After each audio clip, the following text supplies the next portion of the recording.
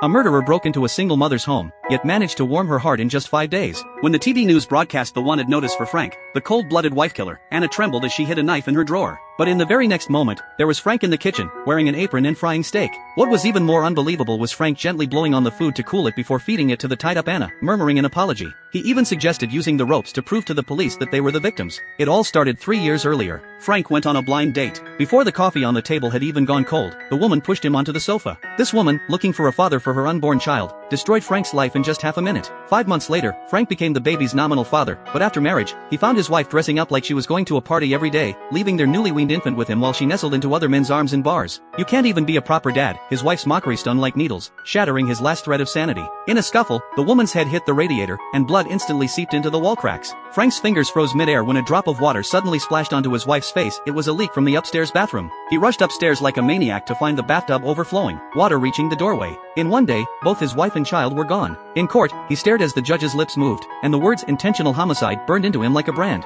He was sentenced to 15 years. 3 years later, Frank escaped by jumping out a window during an appendectomy. He went to a supermarket, took Parker hostage, and made Parker's mother drive him away. Anna had no choice but to agree to take Frank home. On the way, anxiety and fear flooded Anna's heart. The sound of police sirens nearby made her wonder if she should cry for help, but for her son's safety, she dared not make a sound. Alan, her son, was Anna's only emotional anchor after her divorce from her ex-husband. She couldn't risk putting Alan's life in danger. Torn and terrified, the three soon arrived home. When Frank walked into the house, he looked around, taking in the warm atmosphere he hadn't experienced in years. Anna remained on high alert, secretly grabbing the small knife from the drawer. But as she made coffee for Frank, her flustered expression didn't escape his notice. He set down the coffee cup she offered, gently telling her he'd leave by the next morning and wouldn't hurt them. He tied Anna up, but his movements were surprisingly gentle, as if afraid to hurt her in the slightest. Then Frank took out ingredients and started cooking dinner. He was surprisingly skilled. Soon, the meal was ready, but he didn't eat. Instead, he went to Anna and fed her by hand, carefully blowing on the food to cool it, afraid it might burn her. Anna's son watched the strange yet heartwarming scene, unable to believe that this gentlemanly man was the ruthless murderer they'd heard about.